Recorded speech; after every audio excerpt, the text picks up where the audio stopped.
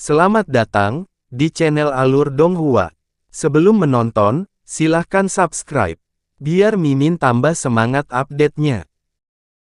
Siapa tuan itu barusan? Sungguh menakjubkan. Seorang petugas pemuda yang tinggi dan kurus melihat ke puncak-puncak emas dan bertanya dengan penuh semangat. Kakak Sun, kamu baru saja dipindahkan ke istana Lingsu, jadi wajar kalau kamu tidak tahu. Tuan itu adalah Su Yunping, murid kelima dari Yang Mulia Lingsu, kata seorang pelayan tua berwajah persegi di sebelahnya. Basis kultivasi Tuan Su semakin kuat, gumam petugas lain dengan alis tebal dan mata besar. Saya mendengar bahwa Tuan Su telah berlatih dalam pengasingan, mencoba menerobos kemacetan tahap tengah dewa primordial. Sekarang dia telah keluar dari pengasingan, dia seharusnya berhasil menerobos, tetapi tampaknya wilayahnya belum sepenuhnya stabil. Kalau tidak akan ada kebocoran tekanan spiritual, kata petugas berwajah persegi.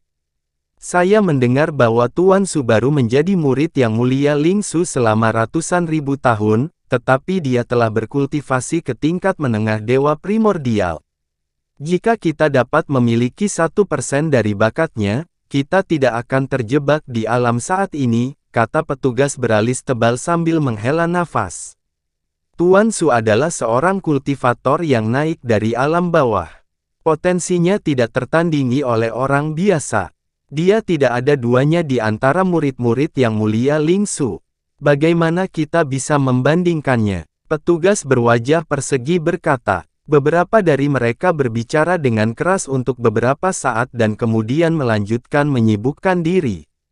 Pelangi putih mendarat di depan aula utama di puncak-puncak raksasa. Saat cahaya memudar, itu berubah menjadi sosok pemuda yang mengenakan jubah emas dan mahkota emas. Pria ini memiliki fitur wajah yang tampan, alis seperti pedang, dan mata berbintang. Dimanapun matanya mendarat, dia menunjukkan temperamen yang tajam.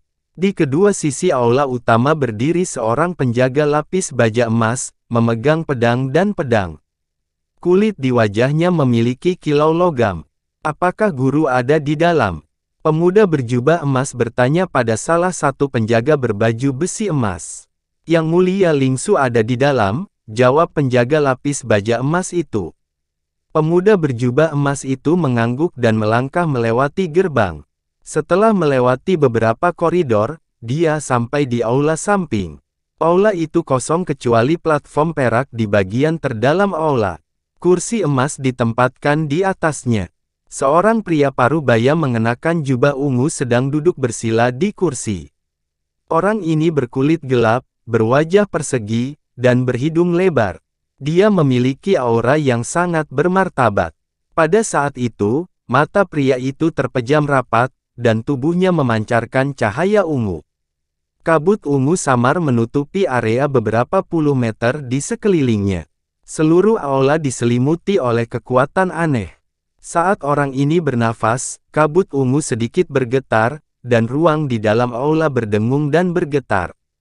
Seolah-olah segala sesuatu di dalam aula berada di bawah kendalinya. Ketika pemuda berjubah emas melihat situasi pria parubaya berjubah ungu saat ini, sedikit keraguan muncul di wajahnya. Setelah beberapa saat, dia mengertakkan gigi dan berkata dengan lembut, murid Su Yunping menyapa guru. Mata pria parubaya berjubah ungu itu sedikit bergetar. Ketika dia membuka matanya, dua sinar cahaya kristal seperti kilat keluar dan menatap pemuda berjubah emas. Wajah pemuda berjubah emas itu tiba-tiba menjadi pucat dan tubuhnya gemetar tak terkendali. Yunping ada di sini. Ada apa? Cahaya di mata pria parubaya berjubah ungu itu dengan cepat menghilang dan auranya juga menyusut. Pemuda berjubah emas santai dan dengan cepat melaporkan, "Guru, murid telah menerima berita dari Istana Surgawi Beku Utara. Tuan Istana Xiao Jinhan memimpin murid-muridnya untuk menjelajahi Istana Surgawi Netherfrost dan menderita kerugian besar. Hampir seluruh pasukan musnah. Xiao Jinhan dan beberapa tetua Dewa Emas semuanya mati." "Oh, ada hal seperti itu. Aku ingat Xiao Jinhan adalah seorang Dewa Emas Puncak. Apakah Anda mencari tahu bagaimana dia meninggal? Ekspresi pria parubaya berjubah ungu itu tidak berubah sama sekali saat dia perlahan bertanya. Setelah saya menerima berita itu, saya langsung memeriksanya. Namun, hanya ada beberapa orang yang berhasil keluar hidup-hidup dari istana Netherfrost, dan kami tidak tahu secara spesifik. Namun, Xiao Jinhan telah mencoba untuk menyatukan alam surgawi beku utara dan hubungannya dengan kekuatan besar lainnya di alam surgawi beku utara sangat kaku. Kematiannya pasti terkait dengan kekuatan besar itu, kata pemuda berjubah emas setelah jeda. Aku pernah mendengar tentang masalah Xiao Jinhan sebelumnya. Dia bertindak sedikit impulsif, tetapi sekte-sekte itu juga sangat berani. Mereka bahkan berani menyerang penguasa istana yang dikirim oleh pengadilan surgawi. Segera kirim orang ke alam abadi beku utara untuk menyelidiki masalah ini secara menyeluruh. Jika itu benar, bunuh semua yang terlibat. Martabat pengadilan surgawi tidak boleh tersinggung. Pria parubaya berjubah ungu mendengar ini dan sedikit rasa dingin muncul di matanya. Iya, saya sudah mengirim orang untuk menyelidiki masalah ini. Saya yakin akan segera ada hasilnya. Pemuda berjubah emas menangkupkan tangannya dan berkata, "Iya, kamu harus menyelidiki masalah ini secara menyeluruh," kata pria parubaya berjubah ungu itu dengan suara yang dalam. "Saya mengerti. Namun, Guru, saya punya berita lain untuk dilaporkan kepada Anda." Pemuda berjubah emas setuju dan kemudian berkata, "Apa lagi?" Pria parubaya berjubah ungu itu bertanya. "Kali ini, ketika istana surgawi Netherfrost dibuka, saya mendengar bahwa utusan abadi Gongsu dari penjara abadi juga masuk untuk mengejar penjahat dari istana Samsara. Pada akhirnya, utusan abadi Gongsu juga mati di dalam," kata pemuda berjubah emas itu, setelah sedikit ragu. "Gongsu, mungkinkah Gongsu Jiu dari keluarga Gongsu itu?" Pria parubaya berjubah ungu itu mengangkat alisnya saat mendengar ini. "Iya, itu dia," kata pemuda berjubah emas itu. "Meskipun kekuatan Gongsu Jiu tidak luar biasa di antara utusan abadi, bagaimanapun juga dia adalah seorang dewa Tai. Seharusnya tidak ada seorang pun di alam surgawi beku utara yang dapat membunuhnya. Apakah itu karya istana Samsara?" Pria parubaya berjubah ungu itu berdiri dan bertanya. "Saya tidak yakin tentang ini. Namun, jika istana Samsara mengirim orang-orang dari ranah Dewa Tai ke alam surgawi beku utara, kita harus mengetahuinya. Apakah Anda ingin saya mengirim seseorang untuk menyelidiki masalah ini?" Pemuda berjubah emas menggelengkan kepalanya. "Tidak perlu untuk itu. Penjara abadi selalu bertindak secara independen. Jika orang-orangnya mati, mereka akan menyelidikinya sendiri. Tidak perlu kita untuk campur tangan," kata pria parubaya berjubah ungu itu dengan lambaian tangannya. "Iya," jawab pemuda berjubah emas. "Kamu telah menangani masalah ini dengan baik. Alam surgawi Frost Utara berada di bawah yurisdiksi saya. Tidak boleh ada kesalahan. Pergi dan atur untuk penguasa istana baru dari alam surgawi beku utara sesegera mungkin," kata pria parubaya berjubah ungu itu setelah jeda sebentar. "Iya," pemuda berjubah emas menjawab lagi dan berjalan keluar dengan cepat. Alam surgawi beku utara. Alam surgawi beku utara, pria parubaya berjubah ungu itu bergumam sendiri saat dia mondar-mandir di aula. Setelah beberapa saat, dia tiba-tiba berdiri diam. Tubuhnya memancarkan cahaya ungu, dan sosoknya menghilang dari aula. Ada benua besar di barat daya benua Sangah. Itu disebut benua Wastelen. Bagian timur benua ini merupakan daerah berbukit dengan pegunungan bergelombang. Itu ditutupi dengan hutan lebat dan kabut asap, dan hanya ada sedikit kota. Puluhan ribu mil ke pedalaman dari pantai timur, ada tebing terjal yang tingginya lebih dari 1000 kaki. Itu membentang jutaan mil, membentang dari utara ke selatan di bagian timur benua. Itu jelas merupakan benua yang sama, tetapi seolah-olah telah dipotong menjadi dua oleh Tuhan. Di tebing terjal ada oasis hijau yang luas, dan di bawah tebing terjal ada ribuan mil pasir kuning. Di tebing terjal yang memisahkan dua dunia, ada tembok besar yang tampak seperti naga hitam yang merayap di tanah. Ada celah setiap 10.000 mil, dan penuh pesona. Ada juga formasi yang digunakan untuk mengirimkan suar. Meskipun ada banyak celah dan suar yang tak terhitung jumlahnya, hanya ada satu kota di perbatasan, kota Yuanhuang. Saat itu menjelang malam, dan matahari jingga merah telah terbenam di atas tembok kota. Cahaya hangat memanjang dari cakrawala, menyinari tembok kota yang hitam dan melapisi batu baja hitam yang dingin dengan lapisan cahaya lembut. Di sisi barat tembok kota, terdapat lautan pasir yang berada ribuan mil di bawah tebing terjal. Di senja hari, ada cahaya keemasan yang gelap. Selain debu yang akan diaduk oleh angin sepoi-sepoi, tidak ada gerakan lain. Sebaliknya, di sisi lain tembok kota berdiri sebuah kota besar yang menempati area seluas hampir 500 km.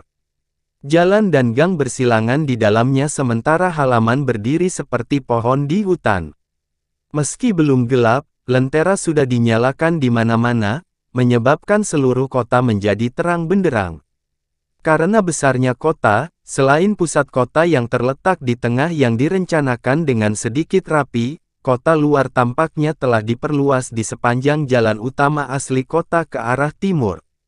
Itu tersebar dalam bentuk kipas dan tidak ada urutannya sama sekali. Saat ini, di jalan batu bata hijau kuno yang menuju keluar kota, ada dua sosok, satu tinggi dan satu pendek, berjalan perlahan bersama. Yang lebih pendek adalah seorang gadis kecil yang mengenakan jaket pendek meriah dengan pinggiran emas dan bawahan merah. Dia terlihat berusia 8 tahun dan terlihat sangat merah muda. Dia memegang 3 tusuk sate manisan di tangannya, bergoyang saat dia mengikuti di samping pria jangkung di sampingnya. Pria jangkung itu mengenakan jubah hijau. Auranya tertahan, dan matanya cerah dan penuh ekspresi. Pria itu adalah Han Li.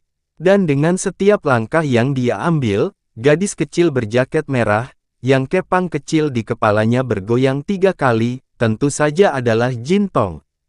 Perhentian pertama di peta yang diberikan Jiao San kepadanya adalah lokasi yang sama dengan yang dikatakan Taois Huyan kepadanya, yaitu kota Yuanhuang.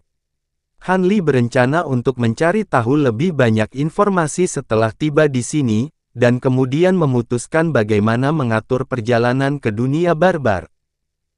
Paman, tidak bisakah kamu menekan wilayahmu? Mengapa kamu harus membuatku menekan wilayahku juga? Jin Tong bertanya dengan bingung sambil memakan manisan asam manis. Kamu sudah berada di tahap akhir dari alam Dewa Emas.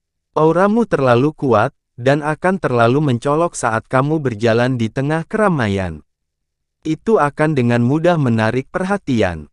Han Li melihat ke tepi kota di kejauhan dan menjawab.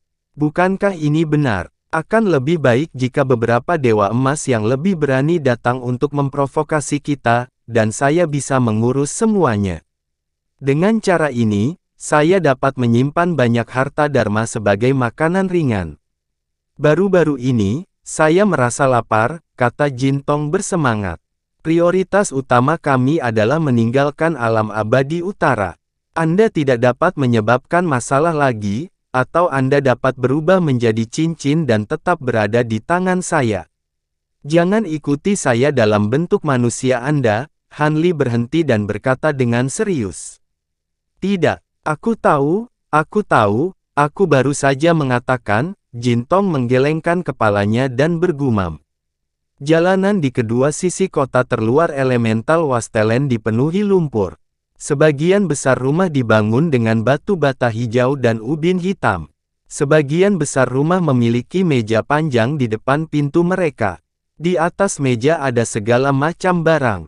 Kebanyakan adalah barang biasa yang tidak layak untuk dilihat.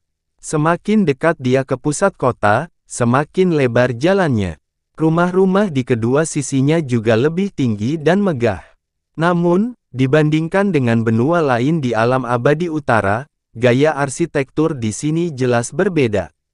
Ada beberapa pilar bundar di rumah-rumah di sini, dan tidak ada patung binatang keberuntungan di atap. Tidak ada ukiran bata di dinding juga. Gaya keseluruhan lebih sederhana dan lebih kasar, dan kurang indah. Dekorasi dan barang-barang yang dijual di kedua sisi jalan menunjukkan bahwa tempat ini berbeda dari benua lain. Meski langit mulai gelap, masih banyak orang di jalanan. Setelah mengamati sebentar, Han Li menemukan bahwa ada banyak ras alien yang jarang terlihat di tempat lain di alam abadi utara. Dia baru saja berjalan beberapa ratus kaki dan dia telah melihat banyak ras alien dengan pakaian aneh dan penampilan aneh. Namun, ketika dia berpikir bahwa ini adalah perbatasan alam surgawi beku utara, Han Li tidak terkejut. "Paman, baunya sangat enak." Jintong, yang baru saja selesai makan manisan buah di tangannya, mengerutkan hidungnya dan berkata. Begitu dia selesai berbicara, dia bergegas keluar dan tiba di samping sebuah kios di jalan. "Hei, Nona, apakah Anda ingin 2 tusuk sate?" Berdiri di belakang kios adalah seorang pria kekar dengan kulit gelap.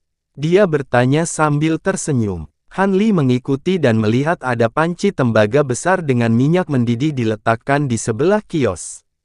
Di atas meja di sebelahnya ada setumpuk besar makanan yang baru digoreng. Itu hitam pekat, tapi memancarkan aroma yang memikat. Setelah beberapa saat, alis Han Li berkerut. Ada pelengkap setebal lengan orang dewasa, penjepit besar seukuran meja, dan bola mata binatang tak dikenal, yang semuanya telah digoreng menjadi coklat kecoklatan yang garing. "Apakah kamu ingin makan ini?" Han Li bertanya. "Iya, aku ingin semuanya. Paman, tagihannya." Jari Jintong sudah bergerak. Dia segera melambaikan tangan kecilnya dan berkata. Pada saat dia selesai berbicara, dia sudah menyimpan semua makanan aneh di atas meja ke dalam gelang penyimpanannya. Melihat ini, Han Li tersenyum tak berdaya. Dia membayar tagihan untuk pria yang sangat gembira itu dan terus menuju pusat kota dengan ekspresi puas di wajahnya. Semakin jauh dia pergi ke kota, semakin banyak orang yang dia lihat di jalan. Dia bisa mendengar orang-orang menjajakan barang dagangan mereka dengan berbagai aksen dan nada, bercampur dengan banyak teriakan dan pertengkaran. Bahasa yang digunakan kasar, dan sangat berbeda dari tempat Han Li dulu. Di antara gang-gang, ada juga banyak rumah bordil dan toko beratap ubin, dengan banyak wanita cantik berpakaian seksi berdiri di pintu atau di lantai atas, baik bersandar di pagar dan memanggil dengan lembut, atau melambai-lambaikan kipas dan melambaikan lengan baju, dengan lembut mencoba menarik pelanggan. Ada lebih banyak manusia di luar kota. Meskipun jumlah kultivator juga cukup banyak, kebanyakan memiliki basis kultivasi yang rendah. Sepanjang jalan, Han Li tidak berhasil mendapatkan informasi yang berguna. Dia hanya terbang dengan angin, meraih Jintong, dan langsung menuju pusat kota. Saat dia terbang di udara, melihat percikan api yang membentang ribuan mil di bawahnya, Han Li tiba-tiba mengangkat alisnya. Dia bergumam, "Saya tidak berharap kota Elemental Desolation memiliki formasi yang rumit. Dengan tembok besar sebagai poros formasi dan 18 jalan utama sebagai basis, formasi lebih stabil semakin besar daerah kota. Pantas saja tidak ada tembok kota, ini luar biasa." "Paman, apa yang menakjubkan?" Jintong bertanya sambil memegang penjepit raksasa yang telah digoreng hingga berwarna keemasan.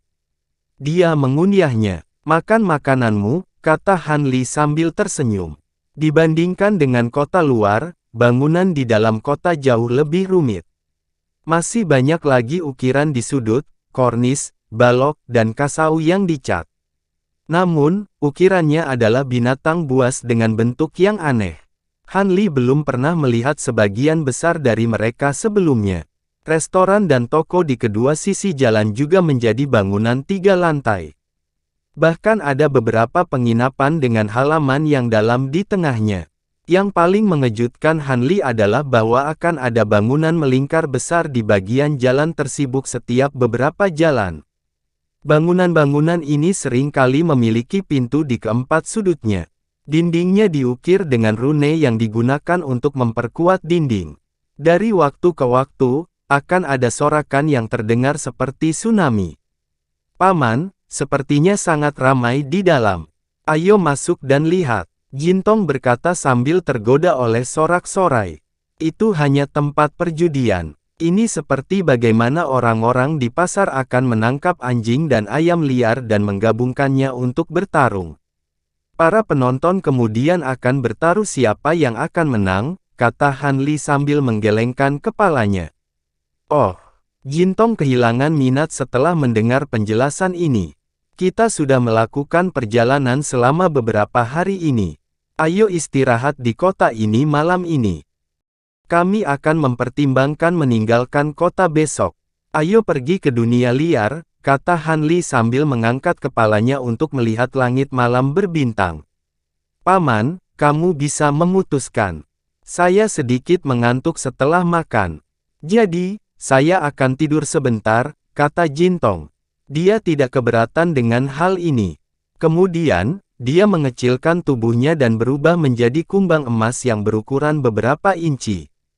Kemudian, dia menempelkannya ke jari Han Li dan mengubahnya menjadi cincin emas. Han Li tersenyum tak berdaya saat dia berjalan menuju pusat kota. Bangunan di jalanan menjadi lebih jarang saat dia berjalan menuju pusat kota. Han Li mengerti bahwa ini bukan karena pusat kota tidak cukup makmur. Sebaliknya, itu karena bangunan di area inti kota dibangun sesuai dengan tata letak formasi sihir besar.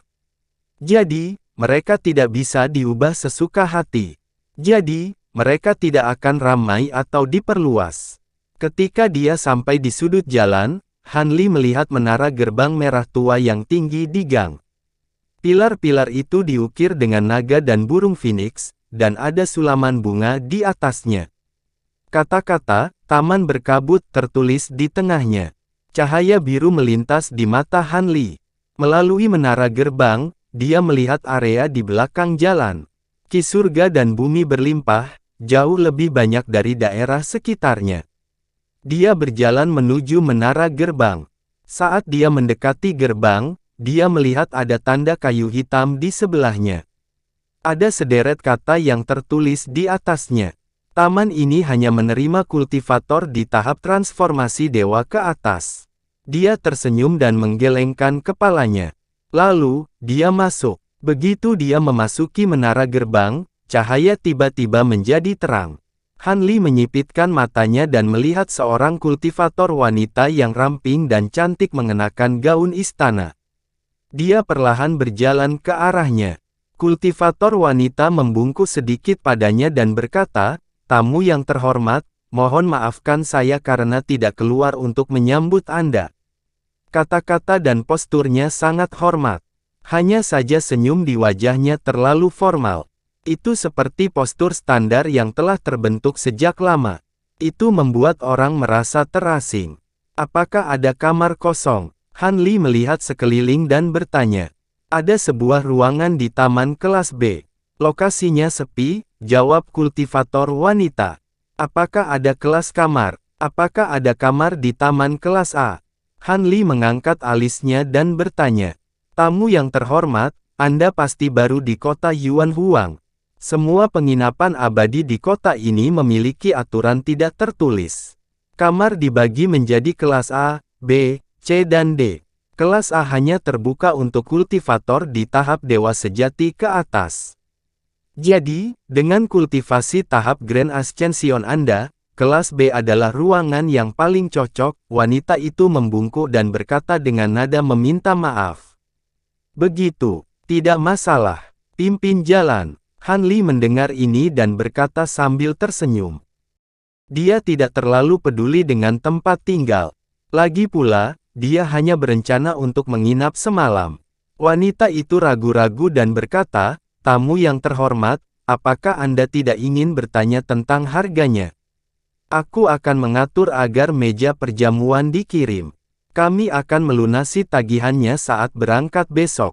Han Li berkata dengan acuh tak acuh.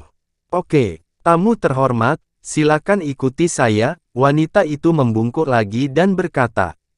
Dengan itu, dia memimpin Han Li keluar dari aula belakang. Mereka berjalan menyusuri koridor berliku menuju halaman belakang. Tamu yang terhormat, karena Anda baru di sini, mengapa Anda tidak tinggal di kota Yuan Huang selama beberapa hari lagi? Masih ada beberapa tempat yang layak dikunjungi di kota ini. Sayang sekali jika tidak dikunjungi. Wanita ini berjalan di depan Han Li dan berkata, "Kalau begitu aku harus menyusahkanmu untuk menjelaskan," kata Han Li santai. Tidak mungkin untuk menentukan kapan kota Yuan Huang ini pertama kali dibangun. Itu telah dihancurkan berkali-kali dalam sejarah oleh pertempuran antara kultivator dan binatang buas. Kota saat ini hanya dibangun kembali dengan dukungan sekte teratas dari wilayah surgawi Frost Utara setelah dihancurkan dalam perang terakhir, kata kultivator wanita sambil perlahan memimpin jalan. Hati Han Li tergerak saat dia bertanya, apakah binatang buas telah menginvasi kota Elemental Desolation dalam banyak kesempatan? Itu benar. Dikatakan bahwa mereka menyerang kota Yuan Huang di bawah kepemimpinan beberapa binatang buas. Namun, sudah bertahun-tahun sejak perang skala besar terakhir. Saya khawatir banyak orang tidak ingat, wanita itu mengangguk. Jadi, kota Yuan Huang ini dikelola bersama oleh sekte besar. Han Li tiba-tiba memikirkan sesuatu dan bertanya. Bukan itu masalahnya. Lokasi kota Yuan Huang terlalu istimewa. Saat ini dikelola oleh Mansion Master Kota. Itu tidak dibatasi oleh sekte besar. Namun, ia memiliki hubungan yang baik dengan sekte besar. Itu selalu mampu mempertahankan stabilitasnya, perempuan itu menjelaskan. Bagaimana dengan Istana Abadi? Bukankah mereka memiliki tanggung jawab untuk mengawasi tempat ini?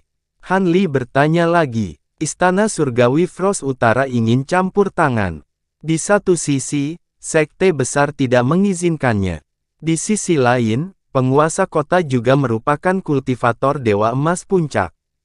Tapi, saat kultivator wanita berbicara sampai di sini, dia ragu-ragu. Tapi apa? Han Li sudah menebak apa yang akan dia katakan, tapi dia tetap bertanya. Ini bukan rahasia yang tidak bisa diceritakan. Sesuatu yang tidak terduga baru saja terjadi pada jalur naga api, dan saya khawatir situasi di alam surgawi Beku Utara akan berubah. Kota Yuan Huang mungkin terpengaruh, kata wanita itu, dengan cemas saat dia melambat.